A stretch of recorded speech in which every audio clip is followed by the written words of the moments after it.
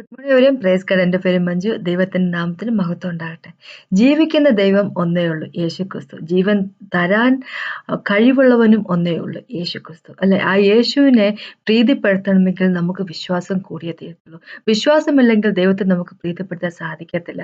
നമ്മൾ സംശയവും അല്ലെ, വിശ്വാസം ഇല്ലാതെയും സംശയമൊക്കെയാണ് നമ്മുടെ ജീവിതത്തിന്റെ പ്രശ്നമെങ്കിൽ നമ്മൾ ഒരിക്കൽ പോലും സ്ഥിരത ഉള്ള ആൾക്കാരായിരിക്കത്തില്ല എന്നാണ് ദൈവം നമ്മളോട് പറഞ്ഞിരിക്കുന്നത്. അപ്പൊ സ്ഥിരതയുള്ള ആൾക്കാരെ പറ്റി അല്ല, ഡൗട്ട് ഉള്ളവരെ പറ്റി അല്ലെ, എന്താ പറയണേ, വിശ്വാസമില്ലാത്തവരെ പറ്റി ദൈവം പറഞ്ഞിരിക്കുന്നത് വെച്ചാൽ കാറ്റിലും കോളിലും ഇളകി മറിയുന്ന കടലിന്റെ തിരമാല പോലെ ആയിരിക്കും. അങ്ങനെയുള്ള ആൾക്കാർക്ക് ദൈവത്തിന്റെ ഒപ്പമായിരിക്കാൻ സാധിക്കുക, ദൈവത്തെ പ്രീതിപ്പെടുത്താൻ സാധിക്കത്തില്ല. വിശ്വാസമില്ലെങ്കിൽ ഒരിക്കൽ പോലും ദൈവത്തെ പ്രീതിപ്പെടുത്താൻ സാധിക്കത്തില്ല. അപ്പൊ അങ്ങനെ വിശ്വാസമില്ലാതെയാണ് നമ്മുടെ ജീവിതത്തിന്റെ പ്രശ്നങ്ങൾ നമ്മൾ ചോദിക്കുന്നതിനൊന്നും ദൈവം ഉത്തരം തരാൻ പോകുന്നില്ല. കാരണം നമ്മളുടെ വിശ്വാസം ദൈവത്തിലല്ല, നമ്മുടെ വിശ്വാസം നമുക്ക് വിശ്വാസമേ ഇല്ല അല്ലെ. അപ്പൊ അതാണ് ഇന്നത്തെ എന്റെ ടോപ്പിക്. മുമ്പോട്ട് പോകുന്നതിന് മുമ്പായിട്ട് നമുക്കൊന്ന് പ്രാർത്ഥിക്കാം. പ്രാർത്ഥിച്ച ശേഷം സംസാരിക്കാം.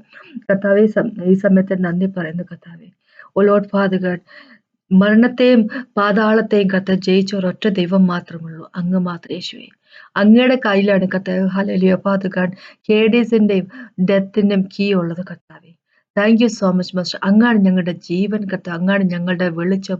ഓ മാസ്റ്റർ, അങ്ങാണ് ഞങ്ങളുടെ ജീവിതം കർത്താവിലോട്ട് സത്യവും വഴിയും എല്ലാം അങ്ങ് തന്നെയാവുന്ന യേശുവേ. നന്ദി പിതാവ് കർത്താവ്, അങ്ങയുടെ സ്നേഹം പോലെ ഒരു സ്നേഹമില്ല കർത്താവ്. Thank you so much master.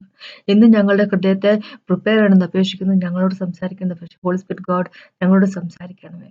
Thank you so much master. അപ്പ ഫാദർ, അങ്ങയുടെ സ്നേഹത്തിന് നന്ദി പറയുന്നു, മകനായിട്ട് നന്ദി പറയുന്നു, ഹോളി സ്പിരിറ്റ് ഗോഡിനായിട്ട് നന്ദി പറയുന്നു. സംസാരിക്കണമെന്ന് അപേക്ഷിക്കുന്നു. ഓ ഹല്ലേലൂയ ഫാദർ, എല്ലാ പ്രൈസും അങ്ങേക്ക് തന്നെ വരട്ടെ, യേശുവിന്റെ നാമം തന്നെ.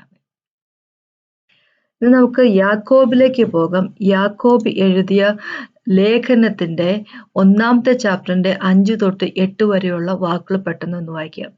യാക്കോബിന്റെ 1-ാമത്തെ ചാപ്റ്ററിന്റെ 5 തൊട്ട് 8 വരെയുള്ള വാക്കുകൾ എല്ലാവർക്കും വളരെയധികം അറിയാവുന്ന വാക്കുകളാണ്. പക്ഷെ പെട്ടെന്നൊന്ന് വായിക്കാം. ഇതിങ്ങനെയാണ് പറഞ്ഞിരിക്കുന്നത്: നിങ്ങൾ ഒരുത്തന് ജ്ഞാനം കുറവാകുന്നു എങ്കിൽ ഭർഷിക്കാതെ എല്ലാവരും ഔദാര്യമായി കൊടുക്കുന്നവനായ ദൈവത്തോട് യാചിക്കട്ടെ, അപ്പോൾ അവന് ലഭിക്കും. എന്നാൽ അവൻ ഒന്നും സംശയിക്കാതെ വിശ്വാസത്തോടെ യാചിക്കണം. സംശയിക്കുന്നവൻ കാറ്റടിച്ചു അലയുന്ന കടൽത്തിരയ്ക്ക് സമൻ. അങ്ങനെയുള്ള മനുഷ്യൻ കർത്താവിൽ നിന്നും വല്ലതും ലഭിക്കും എന്ന് നിരൂപിക്കരുത്. മനസ്സുള്ള മനുഷ്യൻ തന്റെ വഴികളിൽ ഒക്കെയും അസ്ഥിരൻ ആകുന്നു. അപ്പൊ ഇന്നത്തെ എന്റെ ടോപ്പിക് എന്ന് പറഞ്ഞ ഇതാണ്. 8-ാമത്തെ വാക്കാണ്, മനസ്സുള്ള മനുഷ്യൻ തന്റെ വഴികളിൽ ഒക്കെയും അസ്ഥിരൻ ആകുന്നു. അപ്പൊ അതിനു മുമ്പ് ദൈവം 5-ാമത്തെ വാക്ക് നമ്മളോട് പറഞ്ഞിരിക്കുകയാണ്, ജ്ഞാനം കുറവാണെങ്കിൽ ചോദിക്കട്ടെ. ദൈവം അബണ്ടന്റ് ആയിട്ട് തരാൻ താല്പര്യപ്പെടുന്ന ഒരു ദൈവമാണ് അല്ലെ. അത് ഞാൻ തരത്തില്ലെന്നൊന്നും പറഞ്ഞിരിക്കത്തില്ല. ഒരു ഔദാര്യമായി കൊടുക്കുന്നവനായ ദൈവം അല്ലെ. ഒന്നും ഇല്ല, നിന്റെ വഴി ശരിയല്ല, നീ നല്ലവനല്ല, അതോട് നിനക്ക് ജ്ഞാനം തരാൻ പോകുന്നില്ല, അങ്ങനെയൊന്നും പറയാത്ത ദൈവം അല്ലെ. ചോദിക്കുന്നവർ കൊടുക്കുന്ന ദൈവം, അതാണ് നമ്മുടെ ദൈവത്തിന്റെ ഹൃദയം അല്ലെ. ചോദിക്കുന്നത് കൊടുക്കുന്ന ദൈവം. അപ്പൊ ദൈവത്തോട് ചോദിച്ചാൽ മതി, ജ്ഞാനം നമ്മൾക്ക് കിട്ടും എന്നാണ് പറഞ്ഞിരിക്കുന്നത്. അപ്പൊ അത് പറഞ്ഞു വന്നിട്ട് ദൈവം ഇവിടെ 8-ാമത്തെ വാക്കിൽ പറയുക, ഇരുമനസ്സുള്ള മനുഷ്യൻ തന്റെ വഴികൾ ഒക്കെയും അസ്ഥിരൻ ആകുന്നു. അപ്പൊ ഇരുമനസ്സുള്ള മനുഷ്യൻ എന്ന് പറയുമ്പോൾ നമുക്ക് 2 മനസ്സുള്ള ആൾക്കാർ അല്ലെ. അപ്പൊ അങ്ങനെയുള്ളവർ വഴികൾ ഒക്കെയും അസ്ഥിരനാകുന്നു. വഴികൾ ഒക്കെ എന്ന് പറയുമ്പോൾ നമ്മള് പ്രാർത്ഥനയുടെ കാര്യം പറ്റി മാത്രമല്ല നമ്മുടെ ദൈവം പറഞ്ഞിരിക്കുന്നത്. ജീവിതത്തിന്റെ വഴികൾ മൊത്തം അസ്ഥിരൻ ആകുന്നു എന്ന് പറഞ്ഞു. സ്ഥിരത ഇല്ലാത്തവനാകുന്നു എന്ന് വെച്ചാൽ ജീവിതത്തിന്റെ വഴികൾ മൊത്തം സ്ഥിരത ഇല്ലാത്തവനാകുന്നു പറയുമ്പോൾ ജീവിതത്തിന് തന്നെ ഒരു സ്ഥിരത ഇല്ലാത്ത ഒരു വ്യക്തികളാകുന്നു അല്ലെ. അപ്പൊ നമ്മൾ വിശ്വാസം, ഇവിടെ ദൈവം നമ്മൾ പറഞ്ഞിരിക്കുന്നത്, ജ്ഞാനം കുറവുള്ളവൻ ചോദിക്കട്ടെ, പക്ഷെ വിശ്വാസത്തോട് ചോദിക്കട്ടെ. വിശ്വാസമില്ലാതെ ചോദിക്കുകയാണെങ്കിൽ, ഡൗട്ടോടുകൂടി സംശയത്തോടുകൂടി ചോദിക്കുകയാണെങ്കിൽ അത് കാറ്റടിച്ച് ഉലയുന്ന കടലിന് സമനായിരിക്കും എന്ന് പറഞ്ഞു. അപ്പൊ ഇവിടെ നമ്മൾ ചിലപ്പോഴെങ്കിലും വിചാരിക്കുന്നതെന്ന് വെച്ചാൽ നമ്മുടെ പ്രാർത്ഥന ലൈഫിനെ പറ്റി മാത്രമാണ് പറയുന്നത് അല്ലെ. നമ്മളൊരു കാര്യം ദൈവത്തോട് ചോദിക്കുമ്പോൾ നമ്മൾ വിശ്വാസത്തോട് ചോദിക്കണം. അപ്പൊ നമ്മൾ ചോദിക്കുന്ന കാര്യം അല്ലെ, വിശ്വാസം കാണാത്തതിന്റെ ഉറപ്പാണെന്നുള്ള. അപ്പൊ നമ്മൾ ദൈവം തരും അല്ലെ. അപ്പൊ നമ്മളുടെ പ്രാർത്ഥന ലൈഫിനെ പറ്റി മാത്രമാണ് പറയുന്നതാണ് ചിലപ്പോഴെങ്കിലും നമ്മൾ വിചാരിക്കുന്നത്. പക്ഷെ ഇങ്ങനെയല്ല ദൈവം പറഞ്ഞിരിക്കുന്നത്. നമ്മുടെ വഴികളിൽ മൊത്തം നമ്മള് അസ്ഥിരത ഉള്ളവരായിരിക്കും, സ്ഥിരത ഇല്ലാത്തവരായിരിക്കും എന്നാ പറഞ്ഞിരിക്കുന്നത്. വിശ്വാസമില്ലാത്ത വ്യക്തികൾ, വിശ്വാസമില്ലാഴികയാണ് ഒരു വ്യക്തിയുടെ ജീവിതത്തിലേക്ക് സംശയം കൊണ്ടുവരുന്നത്. അങ്ങനെ സംശയിക്കുന്ന ആൾക്കാർ, അല്ലെ, ദൈവത്തെ സംശയിക്കുന്ന ആൾക്കാർ, അല്ലെ, ദൈവത്തെ സംശയിക്കുക എന്ന് പറയുമ്പോൾ ഓ ദൈവം നല്ലതാണ് ചീത്തയാണ് അങ്ങനെ സംശയം എന്നല്ല പറയുന്നത്.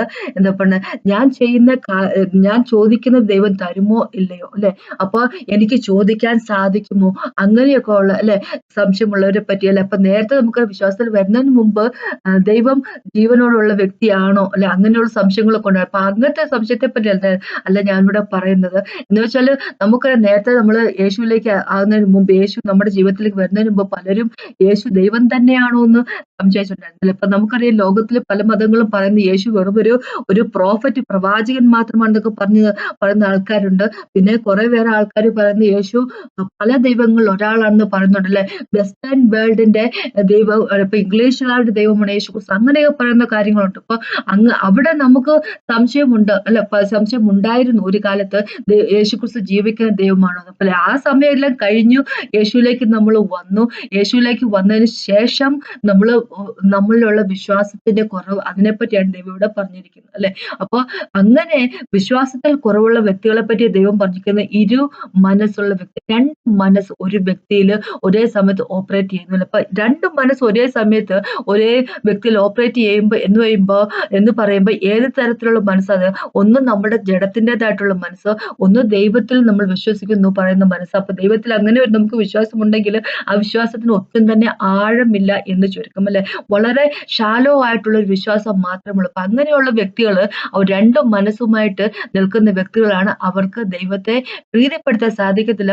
അവരുടെ ജീവിതം തന്നെ ഒരു വലിയൊരു എന്താ പറയുക, ഒരു പ്രശ്നത്തിൽ കൂടെയാണ് കടന്നു പോകുന്നത്. പ്രശ്നമാണ് അവർക്ക് പോലും മനസ്സിലാക്കാതെ, എന്ന് വെച്ചാൽ അസ്ഥിരരാണ് അവർ, അല്ലെ, സ്ഥിരത ഇല്ലാത്തവരാണ്, അല്ലെ. അപ്പൊ അത് സ്ഥിരത ഇല്ലാഴിക എന്ന് പറഞ്ഞു കഴിഞ്ഞാൽ, സ്ഥിരത ഇല്ലാത്ത വ്യക്തികൾ എന്ന് പറഞ്ഞു കഴിഞ്ഞാൽ, അല്ലെ, മനസ്സുള്ള വ്യക്തികൾ എന്ന് പറഞ്ഞു കഴിഞ്ഞാൽ അതൊരു പാപമാണ്, അല്ലെ.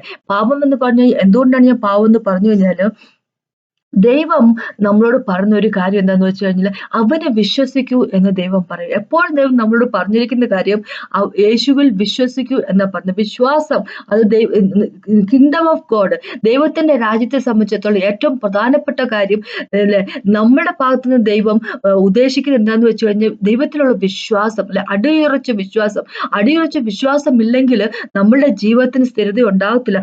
നമുക്കറിയാം, ഇസ്രായേൽ മക്കളുടെ കാര്യം ഒന്ന് എടുത്തു നോക്കിയേ. അവരുടെ മുമ്പിൽ വെച്ചാണ് ദൈവം റെഡ് സീ അതിനെ ഡിവൈഡ് ചെയ്തത്, അല്ലെ, മോസസിനെ കൊണ്ട് ഡിവൈഡ് ചെയ്തത്. പിന്നെ അവർക്ക് എന്താ പറയാ, മന്ന പൊഴിച്ചു കൊടുക്കുന്നു, പിന്നെ കാടപ്പക്ഷിയെ കൊടുക്കുന്നു, എന്താ പറഞ്ഞ, പാറയിൽ നിന്ന് വെള്ളം കൊടുക്കുന്നു. അങ്ങനെ പല തരത്തിലുള്ള കാര്യങ്ങൾ ദൈവം ചെയ്തിട്ട് ഇവർക്ക് ദൈവത്തിൽ വിശ്വാസമില്ല. ആ വിശ്വാസം ഇല്ലാഴിയെ കൊണ്ട് തന്നെ അവർ വളരെയധികം അങ്ങോട്ടും ഇങ്ങോട്ടും ചഞ്ചലപ്പെട്ടിരുന്ന വ്യക്തികളായിരുന്നു, അല്ലെ. ഇങ്ങനെ ഇവിടെ പറഞ്ഞിരിക്കുന്ന പോലെ കാറ്റിലും കോളിലും ഇളകി മറിയുന്ന കടല് പോലെയായിരുന്നു അവരുടെ മനസ്സ്. അതുകൊണ്ട് തന്നെ ദൈവത്തിൽ അവർ ഉറച്ചവരായിരുന്നില്ല. ദൈവം നമ്മളോട് പറഞ്ഞിരിക്കുന്നത് എന്താന്ന് വെച്ച് കഴിഞ്ഞാല്, ദൈവത്തിൽ ഉറച്ചവരായിരിക്കണം എന്ന് പറഞ്ഞു. എഫെസ്യർ ലേഖനത്തിലേക്ക് പോകുമ്പോൾ 6ാമത്തെ ചാപ്റ്ററിലേക്ക് പോകുമ്പോൾ 10ാമത്തെ വാക്ക് ഇങ്ങനെ പറഞ്ഞിരിക്കുന്നത്, ഒടുവിൽ കർത്താവിലും അവന്റെ അമിത ബലത്തിൽ ശക്തിപ്പെടുവൻ. അതാണ് ദൈവത്തിന് നമ്മളെ പറ്റിയുള്ള ഉദ്ദേശം, അല്ലെ. കർത്താവിന്റെ അമിത ബലത്തിൽ ശക്തിപ്പെട്ടവരായിരിക്കും. കൊളോസ്യർ ലേഖനത്തില് 2ാമത്തെ ചാപ്റ്ററിലേക്ക് പോകുമ്പോൾ 6ലും 7ലും ഇങ്ങനെ പറഞ്ഞിരിക്കുന്നത്, കർത്താവ് യേശുക്രിസ്തുവിനെ കൈക്കൊണ്ടതുപോലെ അവന്റെ കൂട്ടായ്മ നടപ്പിൽ അവനിൽ വേരൂന്നിയും ആത്മീയ വർധന പ്രാപിച്ചും നിങ്ങൾക്ക് ഉപദേശിച്ചു തന്നതിന് ഒത്തവണ്ണം വിശ്വാസത്തിൽ ഉറച്ചും സ്തോത്രത്തിൽ കവിഞ്ഞും ഇരിക്കും. വിശ്വാസത്തിൽ ഉറച്ചവരായിരിക്കുക, സ്തോത്രത്തിൽ കവിഞ്ഞവരാകുക, ആത്മീയ വർധന ഉള്ളവരായിരിക്കുക, യേശുക്രിസ്തുവിൽ വേരൂന്നിയവരായിരിക്കും, അല്ലെ, സ്ഥിരതയുള്ളവരായിരിക്കും. ആ ദൈവത്തിന്റെ കൽപ്പനയാണ് നമ്മളെ പറ്റി, അല്ലെ. അപ്പൊ മനുഷ്യർക്ക് സ്വന്തമായിട്ട് ചെയ്തെടുക്കാൻ സാധിക്കത്തില്ല, അല്ലെ. യേശുവിൽ വേരൂന്നാനോ അല്ലെങ്കിൽ വിശ്വാസത്തിൽ സ്ഥിരതയുള്ളവരായിരിക്കും നമ്മളെ കൊണ്ട്, നമ്മുടെ സ്വന്തം കഴിവുകൊണ്ട് സാധിക്കുന്ന കാര്യമല്ല, അല്ലെ.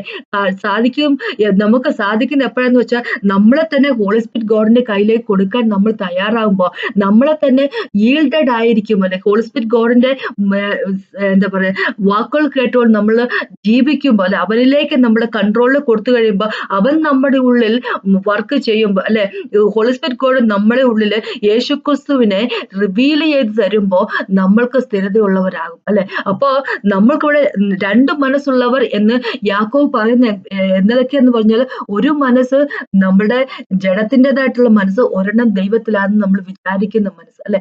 ജഡത്തിലാണ് നമ്മൾ ഓപ്പറേറ്റ് ചെയ്യുമ്പോൾ ഡൗട്ട് വരുവാന്ന് പറയും, സംശയം വരുവാന്ന് പറയുമ്പോൾ നമ്മൾ ഓപ്പറേറ്റ് മിക്കവാറും തന്നെ നമ്മൾ ജീവിക്കുന്നത് ജഡത്തിന്റെ അഭിലാഷ അനുസരിച്ച്, ജഡത്തിന്റെ കൺട്രോൾ നമ്മൾ ജീവിക്കുന്നത്. അതുകൊണ്ടാണ് അവനെ നമുക്ക് യേശുവിൽ നമുക്ക് വിശ്വാസമില്ലാത്തത്. യേശുവിൽ നമുക്ക് വിശ്വാസമില്ലാത്തത് കൊണ്ട് ആണ് നമുക്ക് ഡൗട്ടുകൾ വരുന്നത്. യേശു അപ്പൊ നമുക്ക് ഒരു വ്യക്തിയുടെ വിശ്വാസം വരുന്നത് എപ്പോഴാണ്?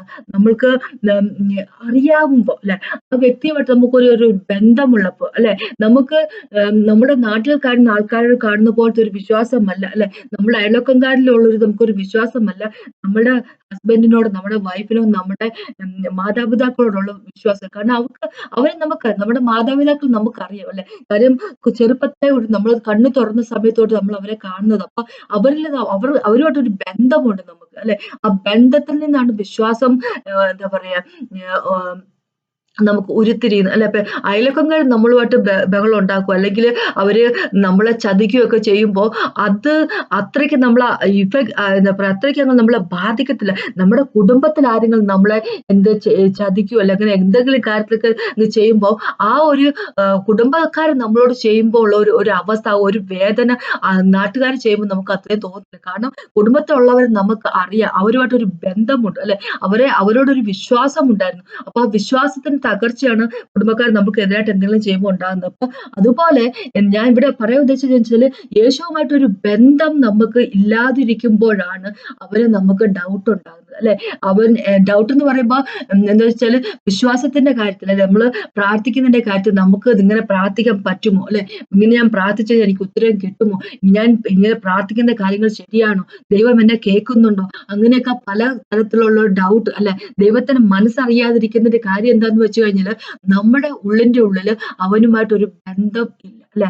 ദൈവത്തിന് എപ്പോഴും നമ്മളിൽ നിന്ന് ഉദ്ദേശിക്കുന്ന കാര്യം ഒരു ബന്ധം നമ്മളുമായിട്ട് ഉണ്ടാക്കുക എന്നുള്ളതാണ് അല്ലെ. ഒരു റിലേഷൻഷിപ്പ് ഉണ്ടാക്കുക എന്നുള്ളതാണ് ദൈവം നമ്മളെ പറ്റി നമ്മളോടുള്ള ആഗ്രഹം അല്ലെ. നമുക്കറിയാം എഫെസ്യർക്കെതിരെ 1 ചാപ്റ്ററിൽ തന്നെ പറഞ്ഞിരിക്കുന്ന കാര്യം, ലോകത്തെ ദൈവം സൃഷ്ടിക്കുന്നതിന് മുമ്പേ നമ്മൾ അറിഞ്ഞവനാണ് അല്ലെ. നമ്മളെ തന്റെ മക്കളാക്കുന്നതിനോട്, അഡോപ്ഷന് വേണ്ടി യേശുവിൽ നമ്മളെ തിരഞ്ഞെടുത്ത്, യേശുവിൽ കൂടെ നമ്മളെ അഡോപ്റ്റ് ചെയ്യുന്നതിന് വേണ്ടി, ദൈവത്തിന്റെ എന്താ പറയാ കുടുംബത്തിലേക്ക് ദത്തെടുക്കുന്നതിനോട് നമ്മളെ ലോക സ്ഥാപനത്തിന് മുമ്പേ നമ്മൾ അറിഞ്ഞവനാണ് അല്ലെ. അപ്പൊ സങ്കീർത്തനക്കാരൻ ഇങ്ങനെ പറഞ്ഞിരിക്കുന്നത്, അവന്റെ കണ്ണിൽ നിന്ന് നമ്മൾ മറിഞ്ഞിരുന്നില്ല, അവൻ നമ്മുടെ അമ്മയുടെ ഉദരത്തിൽ സൃഷ്ടിച്ചെടുത്ത സമയത്ത് അല്ലെ, നിറ്റുകഥ എന്ന് പറഞ്ഞിരിക്കുന്നത് അല്ലെ. എന്ന് വെച്ച് കഴിഞ്ഞാൽ ഇങ്ങനെ കമ്പിളി ഉടുപ്പൊക്കെ ഇങ്ങനെ അറിയാലോ, ഈ കമ്പിളിയൊക്കെ നെയ്യുന്നത് കൈകൊണ്ട് ചില സ്ത്രീകളൊക്കെ ചെയ്തെടുക്കുന്ന, ചില ആൾക്കാരൊക്കെ ചെയ്തെടുക്കുന്ന കാര്യമല്ല, ഇങ്ങനെ എന്താ പറയാ തുന്നിയെടുക്കുക എന്ന് പറയും അല്ലെ. തുന്നിയെടുക്കുന്നത് കമ്പിളി സ്വെറ്ററൊക്കെ ഇങ്ങനെ തുന്നിയെടുക്കും ചിലര് കൈ കൊണ്ട്, അതിന്റെ കമ്പിളി നൂലൊക്കെ എടുത്തിട്ട് ഇങ്ങനെ 2 സൂചി കാണും, അതുകൊണ്ട് അങ്ങോട്ടും ഇങ്ങോട്ടും എന്തൊക്കെയോ ചെയ്ത് അവര് തുന്നിയെടുക്കും അല്ലെ. എന്ന് പറഞ്ഞ പോലെ ദൈവം നമ്മളെ നമ്മുടെ അമ്മയുടെ ഉദരത്തെ തുന്നിയെടുത്തപ്പോൾ അപ്പൊ അവൻ നമുക്കറിയാം, അതിനു മുമ്പേ നമ്മൾ അറിയാവുന്ന ദൈവമാണ് അല്ലെ. അപ്പൊ അവിടെ ദൈവം നമ്മളെ പറ്റി ഉദ്ദേശിക്കുന്നത് ദൈവത്തിന്റെ മക്കളാണ്. അവിടെ ഒരു വലിയൊരു ഡീപ്പ് ആയിട്ടുള്ള ഒരു റിലേഷൻഷിപ്പ്, അതാണ് ദൈവം നമ്മളെ പറ്റി ഉദ്ദേശിക്കുന്നത്. അപ്പൊ നമ്മളായിട്ട് ദൈവത്തിന്റെ കയ്യിലേക്ക് നമ്മളെ തന്നെ കൊടുക്കാതിരിക്കുമ്പോ അല്ലെ, നമ്മൾ തന്നെ ഒരു റിലേഷൻഷിപ്പിന് നമ്മൾ താല്പര്യപ്പെടാതിരിക്കുമ്പോ അല്ലെ, അറിഞ്ഞോ അറിയാതെ നമ്മളൊരു ദൈവവുമായിട്ട് ഒരു ബന്ധത്തിലേക്ക് നമ്മൾ അകപ്പെടാതിരിക്കുമ്പോഴാണ് നമ്മൾക്ക് ഈ സംശയങ്ങളൊക്കെ ഉണ്ടാകുന്നത്. അപ്പൊ അങ്ങനെയുള്ള വ്യക്തികള് എന്താ പറയണേ, സ്ഥിരതയില്ലാത്തവരായിരിക്കും എന്നാണ് ദൈവം പറഞ്ഞിരിക്കുന്നത് അല്ലെ. ദൈവത്തിന് എപ്പോഴും നമ്മളോട്ട് റിലേഷൻഷിപ്പ് വേണം എന്ന് ആഗ്രഹിക്കുന്ന വ്യക്തിയാണ്. അതിനുവേണ്ടി സകലതും ചെയ്യുന്ന വ്യക്തി, സകലം ചെയ്ത വ്യക്തി യേശുക്രിസ്തു ലോകത്തിലേക്ക് വന്ന് അതിനുവേണ്ടി തന്നെയാണ് നമ്മളുമായിട്ട് നഷ്ടപ്പെട്ടു പോയവരുമായിട്ട് ഒരു ബന്ധത്തിലാകുന്നതിന് വേണ്ടി അല്ലെ. പാപികളായിരുന്നവർ തേടിയെത്തിയിരിക്കുന്ന നമ്മളുമായിട്ട് പോയ ബന്ധത്തെ തിരിച്ച് സ്ഥാപിക്കുന്നതിന് വേണ്ടി വന്ന ഒരു വ്യക്തിയാണ് യേശുക്രിസ്തു, അല്ലെ? വന്ന ദൈവമാണ് യേശുക്രിസ്തു. അപ്പൊ അതാണ് നമ്മളുമായിട്ട് ബന്ധത്തിലായിരിക്കുക എന്നുള്ളതാണ് ദൈവത്തിന്റെ ആഗ്രഹം. അപ്പൊ ഇവിടെ ദൈവം പറഞ്ഞിരിക്കുന്നത് ഇരുമനസ്സുള്ള മനുഷ്യർ തന്റെ വഴികളിലൊക്കെ അസ്ഥിരനായിരിക്കും എന്ന് പറയുമ്പോൾ ഇരുമനസ്സ് വരും നമ്മൾ നമ്മുടെ ജഡത്തിന്റെ സ്വഭാവത്തിൽ നമ്മൾ ഓപ്പറേറ്റ് ചെയ്യുമ്പോൾ, അല്ലെ? ജഡത്തിന്റെ സ്വഭാവമാണ് നമ്മളുടെ ഉള്ളിൽ ഓപ്പറേറ്റ് ചെയ്യുമ്പോൾ നമുക്ക് നമ്മുടെ ജഡം ഹോളി സ്പിരിറ്റ് ഗോഡുമായിട്ട് ഒത്തൊരുമിച്ച് പോകത്തില്ല, അല്ലെ? ദൈവത്തിനെ ദൈവത്തിലേക്ക് സമർപ്പിക്കാൻ നമ്മുടെ ജഡം സമ്മതിക്കത്തില്ല. ജഡം ദൈവവുമായിട്ട് ശത്രുതയിലാണ്, അല്ലെ? അപ്പൊ നമ്മളെ ദൈവത്തിന്റെ അടുത്തേക്ക് അടുപ്പിക്കത്തില്ല. നമ്മൾ ഹോളി സ്പിരിറ്റ് ഗോഡിനാൽ നയിക്കപ്പെടുന്ന വ്യക്തികളാണെങ്കിൽ മാത്രമേ ഉള്ളൂ നമ്മൾ ദൈവത്തിന്റെ മക്കളാകത്തുള്ളൂ. നമ്മുടെ ജഡത്തിൽ ഓപ്പറേറ്റ് ചെയ്യപ്പെടുന്ന വ്യക്തി, നമ്മൾ ജഡത്തിൽ ജീവിക്കുന്ന വ്യക്തികൾ ദൈവത്തിന്റെ മക്കളാകത്തില്ല. ജഡത്തിൽ ജീവിക്കുമ്പോൾ നമുക്ക് സ്ഥിരതയില്ല, അല്ലെ? അപ്പൊ ദൈവത്തിൽ നമുക്ക് വിശ്വസിക്കാൻ സാധിക്കരുത്. വിശ്വാസമില്ലെങ്കിൽ ദൈവത്തിലായിരിക്കാൻ നമുക്ക് സാധിക്കത്തില്ല, അല്ലെ? നമ്മളോട് സ്ഥിരമായിരിക്കാൻ ദൈവം പറഞ്ഞിരിക്കുന്നെങ്കിൽ നമ്മള് ദൈവവുമായിട്ട് ഒരു ബന്ധത്തിലല്ല എങ്കിൽ, അല്ലെ, വിശ്വാസം ഉണ്ടാകത്തില്ല. ആ വിശ്വാസമില്ലെങ്കിൽ ദൈവത്തെ നമുക്ക് പ്രീതിപ്പെടുത്താൻ സാധിക്കത്തില്ല. നമ്മൾ വിശ്വാസം ഇല്ലാത്തവരാണ് നമ്മൾ ജഡത്തിലാക്കി ഓപ്പറേറ്റ് ചെയ്യുന്നത്, അല്ലെ? ജഡത്തിലായിരിക്കും ജീവിക്കുക, ജഡത്തിലായിരിക്കും ഓരോ കാര്യങ്ങൾ ചെയ്യുന്നത്. അപ്പൊ ജഡത്തിൽ നമ്മൾ ചെയ്യുന്ന ഓരോ കാര്യം ദൈവത്തിനെതിരാണ്. അപ്പൊ ദൈവത്തിനെതിരായിട്ട് കാര്യങ്ങൾ എന്താ? പിശാചിനുള്ള വാതിലാണ് നമ്മുടെ ജീവിതത്തിലേക്ക് വരുന്നതിന് വേണ്ടി, അല്ലെ? അപ്പൊ അതാ ദൈവം പറഞ്ഞിരിക്കുന്നത്. നമുക്കറിയാം യാക്കോബിന്റെ തന്നെ 4-ാമത്തെ ചാപ്റ്ററിലേക്ക് പോകുമ്പോൾ ഇവിടെ എന്താ എട്ടാമത്തെ യാക്കോബിന്റെ 4-ാമത്തെ ചാപ്റ്റർ 8-ാമത്തെ വാക്കിലേക്ക് വരുമ്പോൾ ദൈവം പറഞ്ഞിരിക്കുന്നത് ഇങ്ങനെ: ഇരുമനസ്സുള്ളവര് ഹൃദയങ്ങളെ ശുദ്ധീകരിപ്പിൻ. അപ്പൊ എന്ന് വെച്ച് കഴിഞ്ഞാൽ ഹൃദയത്തെ ശുദ്ധീകരിക്കുന്നത് എപ്പോഴാ? ശുദ്ധീകരിക്കേണ്ടി വരുന്ന പാപമാകും, അല്ലെ? ഇപ്പൊ ഇരുമനസ്സുള്ളവർ എന്ന് പറയുമ്പോൾ അവര് പാപം ചെയ്യുന്നത്, അല്ലെ? ദൈവത്തെ സംശയിക്കുക എന്ന് പറഞ്ഞു കഴിഞ്ഞാൽ പാപമാണത്, അല്ലെ? ദൈവത്തെ നമ്മൾ സംശയിക്കുമ്പോൾ ദൈവം ഞാൻ പ്രാർത്ഥിക്കുന്ന പ്രാർത്ഥന ദൈവം കേൾക്കുമോ, ഞാൻ ചെയ്ത ദൈവത്തിന് ഇഷ്ടമാകുമോ, അങ്ങനെ നമ്മൾ ഡൗട്ടോട് കൂടി ദൈവത്തെ നമ്മൾ അപ്രോച്ച് ചെയ്യുമ്പോൾ നമ്മൾ ഫെയിലായി പോകുമ്പോൾ നമ്മൾ എന്ത് പറ്റുമെന്ന് വെച്ച് കഴിഞ്ഞാൽ നമ്മുടെ ഉള്ളിലേക്ക് പേടി വരും. പേടി എന്ന് പറയുമ്പോൾ അത് ദൈവത്തിന് ഇൻസൾട്ട് ആണ്. അപ്പൊ ദൈവം തന്നെ പല പ്രാവശ്യം പറഞ്ഞിട്ടുണ്ട്. ഐസയ്ക്കകത്തൊക്കെ പോകുമ്പോൾ യെശയ്യാവിന്റെ അതൊക്കെ ദൈവം പല പ്രാവശ്യം പറഞ്ഞിട്ടുള്ളൂ, പേടിക്കണ്ട, അല്ലെ? പേടിക്കണ്ട, ഞാൻ നിന്റെ കൂടെയുണ്ട് എന്ന് പറഞ്ഞിരിക്കുന്നത് കാര്യം. ജോഷുവിനോട്, അല്ലെ, പല പ്രാവശ്യം ദൈവം പറഞ്ഞിരിക്കുന്ന പേടിക്കണം, ഞാൻ നിന്റെ കൂടെയുണ്ട്, അല്ലെ? അത് നമുക്ക് തരുന്ന ഒരു ഉറപ്പാണ്, നമ്മുടെ ദൈവം തരുന്ന ഒരു ഉറപ്പാണ്, അല്ലെ? ഞാൻ നിന്റെ കൂടെ ഉണ്ട്, അല്ലെ? നീ തീ കൂടെ പോയാൽ, നീ വെള്ളത്തിൽ കൂടെ പോയാൽ ഞാൻ നിന്റെ കൂടെയുണ്ട്. അതൊരു ഉറപ്പാണ്, അല്ലെ? ദൈവം തന്നിരിക്കുന്ന ഉറപ്പ്, അതിൽ നിന്ന് ദൈവം മാറത്തില്ല. ആ ഉറപ്പ് തരുന്ന ദൈവത്തെ പറ്റിയാണ് പിന്നെ നമ്മൾ ഡൗട്ട് ചെയ്യുന്നത്. അപ്പൊ എന്ന് വെച്ച് കഴിഞ്ഞാല് നമ്മൾ രണ്ട് മനസ്സോടുകൂടി വർക്ക് ചെയ്യുമ്പോൾ അത് നമ്മളെ തന്നെ അസ്ഥിരരാക്കുന്നു, അല്ലെ? ദൈവത്തിൽ ഉറക്കാൻ ദൈവം പറയുന്നത് നമ്മൾ മാറിപ്പോകുന്നു, അല്ലെ? അപ്പൊ അത് പാപമാണ്, അല്ലെ? അപ്പൊ അങ്ങനെ പാപം ചെയ്യുന്നത് കൊണ്ടാണ് ദൈവം പറഞ്ഞിരിക്കുന്നത് ഹൃദയങ്ങളെ ശുദ്ധീകരിക്കുക എന്ന് ദൈവം പറഞ്ഞിരിക്കുന്നത്, അല്ലെ? നമ്മൾ എന്തും, അല്ലെ, ഒന്നാമത്തെ യോഹന്നാൻ എഴുതിയ ഒന്നാമത്തെ ലേഖനത്തിലെ 5-ാമത്തെ ചാപ്റ്റർ 14-ാമത്തെ വാക്കിലേക്ക് വരുമ്പോൾ ഇങ്ങനെ പറഞ്ഞിരിക്കുന്നത്. 1 യോഹന്നാന്റെ 5-ാമത്തെ ചാപ്റ്ററിന്റെ 14-ാമത്തെ വാക്ക് ഇങ്ങനെ പറഞ്ഞിരിക്കുന്നത്: നമ്മൾ അവന്റെ ഇഷ്ടപ്രകാരം എന്ത് ചോദിച്ചാലും അത് അവൻ കേൾക്കുക തന്നെ ചെയ്യും, അല്ലെ? അപ്പൊ അവന്റെ ഇഷ്ടം എന്താണെന്ന് നമ്മൾ ചോദിച്ചു കഴിഞ്ഞാല് അതനുസരിച്ചാണ് നമ്മൾ ചോദിച്ചു കഴിഞ്ഞാല് നമുക്ക് ഡൗട്ട് വരേണ്ട കാര്യമില്ല. അപ്പൊ അവന്റെ ഇഷ്ടം എന്താണെന്നുള്ള കാര്യം നമുക്ക് അറിയണമെങ്കിൽ അവനുമായിട്ടൊരു ബന്ധത്തിലായിരിക്കണ്ടേ. അപ്പൊ അതിനെപ്പറ്റിയാണ് ദൈവം പറഞ്ഞിരിക്കുന്നത്. നമ്മള് ഇരുമനസ്സുള്ള മനുഷ്യർ എന്നും അവരുടെ വഴികളൊക്കെയും അസ്ഥിരമായിട്ടുള്ളതായിരിക്കും. അതൊന്ന് മനസ്സിലാക്കിയിരിക്കും, അല്ലെ? നമ്മൾ എപ്പോഴും മനസ്സിലാക്കി വെക്കുക. നമ്മൾ വിചാരിക്കുന്ന കാര്യം എന്താന്ന് വെച്ച് കഴിഞ്ഞാല് നാം പ്രാർത്ഥിക്കുമ്പോൾ എനിക്ക് വിശ്വാസമില്ല, എനിക്ക് വിശ്വാസത്തിന്റെ കുറവൊക്കെ വരുന്നുണ്ട്, അത് വാസ്തവമാണ്. മിക്കവാറും എല്ലാവരും തന്നെ ഇപ്പൊ ഞാൻ ഈ സംസാരിക്കുന്നത് ഞാനും തന്നെ, അല്ലെ? പലപ്പോഴും നമ്മൾ വിശ്വാസമില്ലായ്മയെ കൂടെ നമ്മൾ കടന്നു പോയിട്ടുണ്ട്, അല്ലെ? അപ്പോഴെല്ലാം നമ്മൾ എന്താ പറയാ, നമ്മളുടെ വിശ്വാസം നമ്മൾ അർപ്പിച്ചിരിക്കുക നമ്മുടെ ഫീലിങ്സിൽ, അല്ലെ, നമ്മളുടെ അണ്ടർസ്റ്റാൻഡിങ്ങിൽ, അല്ലെങ്കിൽ ലോകത്ത് നമ്മൾ കാണുന്നതിനെ പറ്റി അങ്ങനെയൊക്കെ നമ്മൾ എന്താ പറയാ നമ്മൾ വിശ്വാസം അർപ്പിക്കുന്നത്. അപ്പൊ നമുക്കറിയാം ദൈവം നമ്മളോട് പറഞ്ഞിരിക്കുന്നത് 2 കൊരിന്ത്യർക്ക് പോൾ എഴുതിയ ലേഖനത്തിൽ 2-ാമത്തെ ചാപ്റ്ററിൽ എങ്ങനെ പറഞ്ഞിരിക്കുന്നു: നമ്മൾ വിശ്വാസം കൊണ്ടാണ് ജീവിക്കുന്നത്, കാണുന്ന കൊണ്ടല്ല, പക്ഷെ വിശ്വാസം കൊണ്ടാണ് ജീവിക്കേണ്ടത്, അല്ലെ? അത് അവന്റെ കമാൻഡ്മെന്റ് ആണ്, അല്ലെ? അത് നമ്മളത് എന്താ പറയാ ചെയ്യുക തന്നെ വേണം, അല്ലെങ്കിൽ നമ്മൾ പാപമാണ് ചെയ്യുന്നത്, അല്ലെ? പാപം ചെയ്യുന്നവൻ അസ്ഥിരനാണ്, പാപം ചെയ്യുന്നവരല്ല എന്താ പറയാ വീണ് പോകുക തന്നെ ചെയ്യും, അല്ലെ? അപ്പൊ ഇതിവിടെ ദൈവം ആദ്യമേ തന്നെ പറഞ്ഞ 5-ാമത്തെ വാക്കിൽ പറഞ്ഞിരിക്കുന്നത് ജ്ഞാനം ജ്ഞാനം കുറവാണെങ്കിൽ ചോദിക്കുന്നവരായിരിക്കും. ചോദിച്ചാൽ അവൻ തരുക തന്നെ ചെയ്യും. പക്ഷെ ചോദിക്കുമ്പോൾ അത് വിശ്വാസത്തോടെ ചോദിക്കുക, അല്ലെ? നമുക്ക് ജ്ഞാനം വേണം, എന്താ പറയുക, വിസ്ഡം വേണം. വിസ്ഡം ഇല്ലാതെ നമുക്ക് ജീവിക്കാൻ സാധിക്കത്തില്ല. ദൈവം ആരെന്ന് നമുക്ക് അറിയണം, അല്ലെ? അവൻ ആരെന്നറിയണമെങ്കിൽ, അല്ലെ, നമുക്ക് നമ്മുടെ അകക്കണ്ണുകൾ തുറന്നിരിക്കണം. അപ്പൊ എഫേസ്യർക്കെഴുതിയ ലേഖനത്തിൽ തന്നെ 1-ാമത്തെ ചാപ്റ്ററിൽ ഇങ്ങനെ പറഞ്ഞിരിക്കുന്നത്, സ്പിരിറ്റ് ഓഫ് വിസ്ഡവും സ്പിരിറ്റ് ഓഫ് റെവലേഷനും വേണമെന്ന് പറഞ്ഞിരിക്കുന്നത്. റെവലേഷൻ, അല്ലെ, വെളിപ്പാടുകൾ തരുന്നത് നമുക്ക് എന്തിനു വേണ്ടി? നമുക്ക് യേശുവിൽ വളരുന്നതിന് വേണ്ടി. അപ്പൊ വെളിപാട് കിട്ടിക്കഴിഞ്ഞാൽ ദൈവത്തിൽ നിന്ന് കിട്ടുന്ന വെളിപ്പാട്, അല്ലെ, വചനം വായിക്കുമ്പോൾ കിട്ടുന്ന വെളിപാട്, ദൈവം നമുക്ക് നേരിട്ട് തരുന്ന വെളിപ്പാട്, അത് നമുക്കത് മനസ്സിലാക്കാൻ നമുക്ക് വിസ്ഡം വേണം, ജ്ഞാനം കൂടിയേ പറ്റത്തുള്ളൂ. അപ്പൊ ജ്ഞാനം ഉള്ള വ്യക്തി, അല്ലെ, ദൈവത്തിൽ നിന്നുള്ള ജ്ഞാനമുള്ള വ്യക്തി, അല്ലെ, ആ ജ്ഞാനമുള്ള വ്യക്തി, അപ്പൊ ദൈവത്തിൽ നിന്ന് ജ്ഞാനത്തെ പറ്റി അതേ യാക്കോബ് എഴുതിയ ലേഖനത്തിൽ ഇങ്ങനെ പറഞ്ഞിരിക്കുന്നു. 3-ാമത്തെ ചാപ്റ്ററിലേക്ക് വരുമ്പോൾ ഇങ്ങനെ പറയും, ദൈവത്തിൽ നിന്നുള്ള ജ്ഞാനം എന്ന് പറയുമ്പോൾ, സ്വർഗത്തിൽ നിന്നുള്ള ജ്ഞാനം എന്ന് പറയുമ്പോൾ അത് ഒന്നാമതായി പരിശുദ്ധമായിരിക്കും, അല്ലെ? പിന്നെ അതിനെപ്പറ്റി പറഞ്ഞത് വെച്ചാൽ സമാധാനം കാംക്ഷിക്കുന്നതായിരിക്കും. പിന്നെ ദൈവത്തിന്റെ ജ്ഞാനത്തെ പറ്റി പറഞ്ഞാൽ ഹോളി സ്പിരിറ്റിലേക്ക് ഈൽഡ് ചെയ്തിരിക്കുന്ന, സമർപ്പിക്കുന്ന തരത്തിലുള്ള ജ്ഞാനമായിരിക്കും. അതിൽ ആരോടും പാർഷ്യാലിറ്റി ഇല്ല, ആരുടെയും കുറ്റം കണ്ടെത്താൻ ശ്രമിക്കുന്നില്ല.